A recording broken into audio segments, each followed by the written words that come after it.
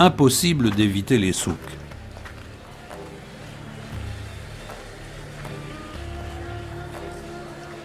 Eh oui, on est à Marrakech.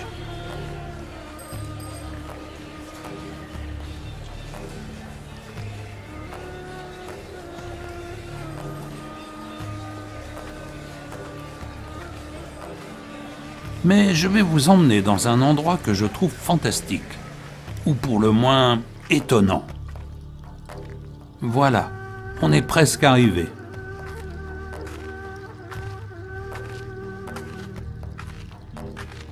Mais avant de découvrir ce lieu, replaçons-nous dans le contexte. C'est en 1917, après avoir été démobilisé pour raison de santé, que Jacques Majorelle arrive au Maroc. Pourquoi le Maroc? Oh, tout simplement parce qu'il fut invité par le général Lyautey, proche ami de son père. En arrivant à Marrakech, la ville oasis, et les souks éclaboussants de vie féconde et heureuse, comme il se plaisait à le dire, l'envoûtent immédiatement.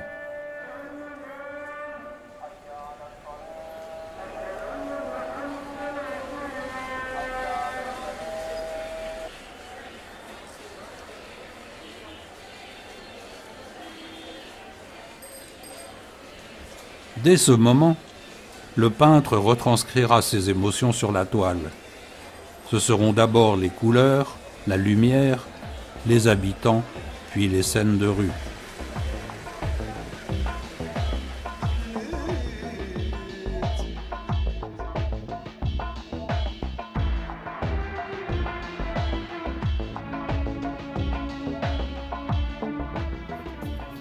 Deux ans plus tard, il s'installera définitivement à Marrakech, dans une petite maison près de la place Jemaa El Fna. Entre 1919 et 1930, Jacques Majorelle accomplit 8 grands voyages dans le sud du Maroc, qui lui donnent les thèmes de ses peintures de village et de casbah d'argile.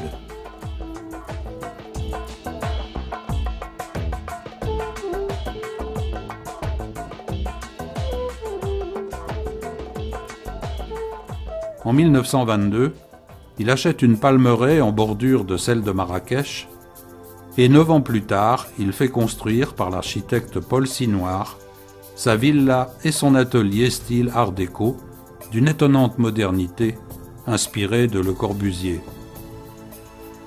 Des balcons et une pergola d'inspiration arabe viendront transformer la construction un peu après.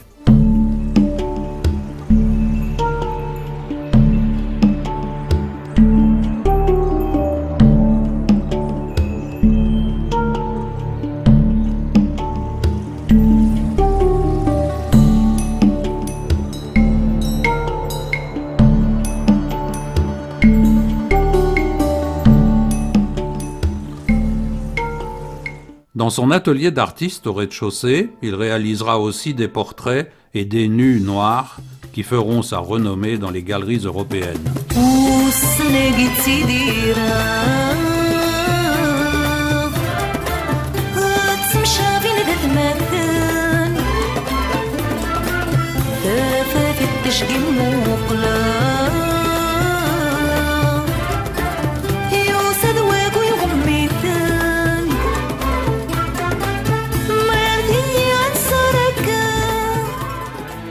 Amoureux des plantes, il crée un jardin botanique autour de sa villa, structuré autour d'un long bassin central, avec plusieurs ambiances variées, plantées d'une végétation luxuriante.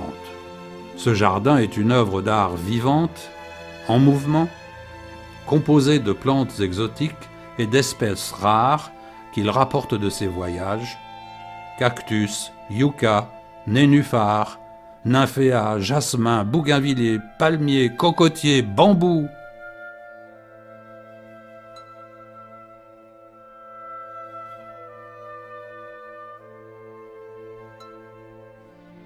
En 1937, l'artiste crée un bleu outre-mer à la fois intense et clair, le célèbre bleu Majorelle, dont il peint les murs de son atelier puis tout le jardin qui sera orné de fontaines, bassins, jets d'eau, jarres en céramique, allées, pergolas, pour en faire un tableau vivant.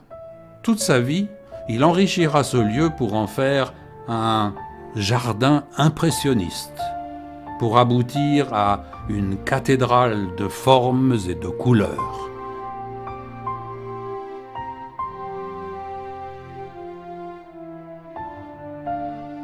Si vous venez un jour à Marrakech, ne manquez surtout pas la visite du jardin Majorelle.